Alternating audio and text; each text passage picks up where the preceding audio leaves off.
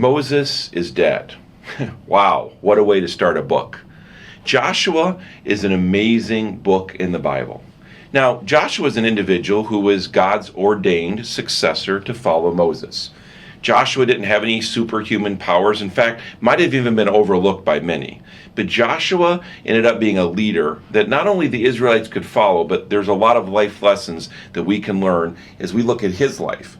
But the book of Joshua is not just about Joshua. In fact, Joshua, as I said, wasn't a man of much renown. His father's name was Nun, N-U-N, and we don't hear anything else about his father before or after the phrase that it was Joshua, the son of Nun. It's interesting, though, that as we look at Joshua, we find out that it's about his life, but also the way it intertwines with the Israelites, the children of God, and the journey that they were on to now enter and to take over the promised land. Now, Joshua means Yahweh saves, an appropriate name for the man who led Israel underneath God's command to a victorious conquest of the promised land. Scholars believe that Joshua himself penned most of the book. Early chapters include firsthand experiences and military details that are worthy of being known and also recorded by a general. We see further proof of his authorship in Joshua chapter 24 and verse number 26, which refers to Joshua in writing a portion of this book, and also not as himself, but it reflects to his authentic authorship of how he laid out the scripture. Now, after Joshua's death, the high priest Eleazar and Phinehas may have supplemented some of the material in this book, and it even because it alludes to events that were after the conquest. Now, the genre of the book of Joshua is a narrative history. It was authored by Joshua, as we said, the leader of the Israelites, but written between 1405 and 1383 BC. The key personalities that we find in this book, obviously, is Joshua. There's also Rahab, Achan, Phinehas, and Eleazar. It was written to assure that the Israelites would understand that the living God will reward obedience, and to record the entrance and the conquest to the promised land. The events of the book of Joshua span about 25 years, starting soon after the death of Moses in Joshua chapter 1 and verse 1, around 1406 BC, before the conquest commenced. Now, the conquest of Canaan took about 7 years, and Joshua's final address and subsequent death came almost 20 years later. The book begins with the nation of Israel poised at the banks of the Jordan River, across from Jericho. They could see it, but weren't there yet. It records the details of the numerous military campaigns that defeated the inhabitants of the land. And the book ends with Joshua's regathering the nation together and for his final celebration and ultimate passing on of his life and the leadership to others. The book of Joshua was written to the descendants of those who conquered the land, as a historical account of how they had come to settle there. Remember, it was quite a journey as they traveled in the wilderness for years in order for two purposes to happen. Those that had not believed the promise of God and saw the new nation that God was leading them to as too overwhelming with the military powers and the sophistication that they saw of the people that they were going to. And secondly, so God would get a second generation to be able to truly be able to be foundational in the receiving of his promises and his blessings in entering this new land. We see that Joshua celebrates God as their general, as their defender, and also as their king. It shows the geographical boundaries given to each tribe of Israel. The book of Joshua serves as a connecting story between the days of Moses and the days of the judges. Moses began and endured the wilderness, and Joshua, as a result, could claim victory in the land that God had promised to them. God's promises through the ages were being fulfilled before the people's very eyes. I love this in Joshua 21 and verse 45, where it says, "Not one of the good promises which the Lord had made to the house of Israel failed. All came to pass." And that's something we need to understand even as we live today. God never makes a promise that he doesn't fulfill. That's in his judgment to us when we're disobedient, and also the blessings that come if we're obedient to the things that he lays out. We get to observe and benefit from the promises that he makes. Now, Joshua recounted the story of contradictions. On the one hand, God gave the land he had promised to the nation. On the other hand, the people failed to process the land completely, allowing some inhabitants to remain there. God fulfilled his side of the bargain, but the Israelites did not fulfill theirs, as they were told to go in and to conquer the whole land so that it could be their land and theirs alone, knowing the difficulties that would happen as a result of allowing the nations that were there prior to their coming to stay there. It would make a difference in the gods that they worshiped. It would make a difference in the way that they functioned as a government. It would make a difference in the way that they could be unified as a people. In this book, we find accounts of faithfulness, like Rahab the harlot in Joshua chapter 2, verse 1 through Joshua chapter 21. A prostitute that's named Rahab becomes part of the line of King David and ultimately the line of Christ. And it's an interesting story if you think of it from Rahab's perspective in particular. Now, here's a woman who was a part of this nation of Israel, living in the city of Jericho, probably actually in the wall of Jericho. Many scholars believe that because of the breadth of the walls that were there, that there were apartments in the walls or places that people lived within the walls. So when they came down, it was amazing the devastation in those areas, but it also would help us to allude to seeing the cloth that was recognized by the Israelites as the place she lived and to spare her and her family. So the spies come into land. 10 of them, we know, come back with a bad report. But Joshua and Caleb, as they're in Jericho, they're sought out by the authorities. They hide, and Rahab finds them. She protects them and keeps them in hiding and helps them escape the city. And they said, when we come back, you will be spared.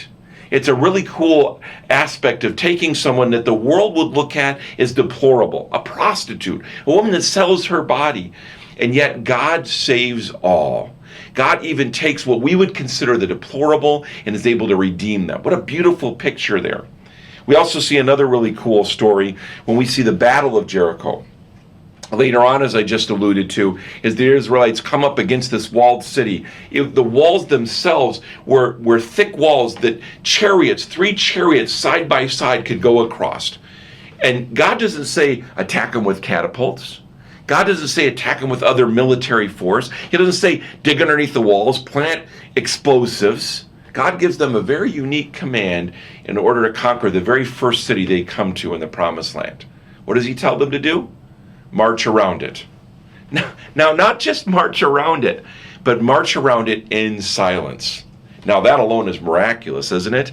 To have a whole nation walk around in silence. Can you imagine being a guard on the wall of Jericho, looking down, prepared with your bow and arrow, prepared with your spear, expecting an attack, and instead seeing a nation just outside of arrow range, walking around in silence? The first day, the Bible says, they walked around the whole city of Jericho in silence.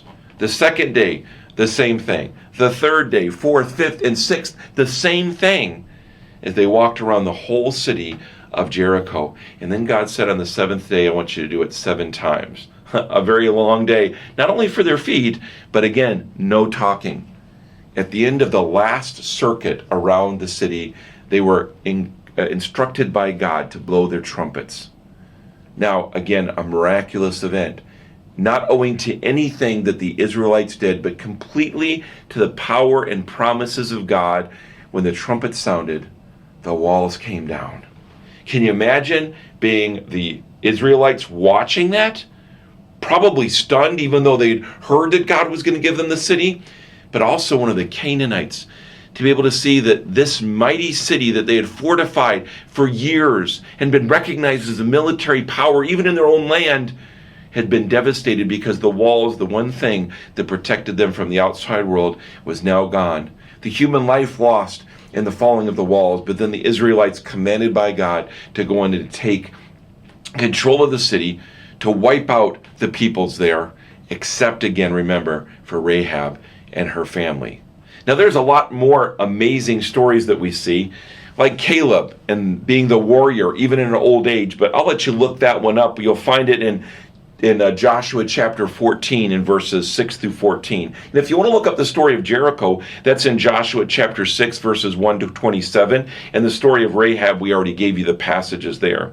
We also witnessed some bad things, like the disobedience that's seen in the consequences of Achan stealing from the city and his sin. That starts in chapter 7 and verse number 1. And as a result of that, they see the loss of Ai in chapter 7 and verse 5. We also see the failure of some of the tribes, as we mentioned, to annihilate the enemies of God. And that command affected the whole nation in a negative way. In fact, Joshua, even, the leader who knew better, rather than going to God first, made a treaty with the Gibeonites who had fooled them. And the account of that is in chapter 9, verse 1 through verse number 27. Now, the last few verses of Joshua share 3 burials that take place too.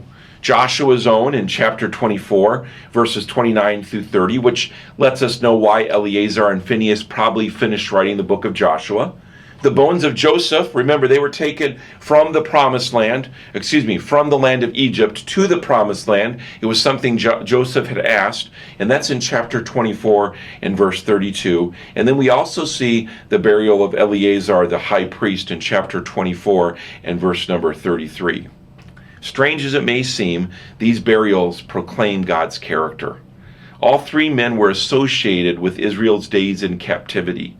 Joseph long ago when Jacob's family first settled in Egypt, and Joshua and Eleazar as young men on the long journey through the wilderness. And now all 3 were laid to rest in the land of promise, witnesses to God's faithfulness and their impact on the people of God. God is the ultimate promise keeper. As faithful and present as he was with Israel, so he is with us. Joshua chapter 1 and verse 9, be strong and courageous. Don't tremble or be dismayed, for the Lord your God is with you wherever you go. Now, let's break down this story that we've given you a little broader perspective of into the breakdowns of the chapters so you can understand it in a little more detail. In chapters 1 through 4, we see Joshua and the Israelites. They enter into the promised land, and in so doing, we read of their amazing entry, which we just shared with you. As they arrive on the Jordan River, we find the details of the incredible and miraculous crossing that takes place there, which again, I encourage you to check out, as God literally split the Jordan River, just like he had done the Red Sea. Then we find in chapters 5 through 12 that Joshua follows God's orders and first conquers the center of the promised land. This included the non-military and yet spectacular way in which they conquered the foreboding fortress of Jericho. God alone could have moved and conquered in this remarkable way. Now, Ai was the next town, and although it took 2 tries, the first due to sin in the camp, on the second attempt, God again moved and dominated.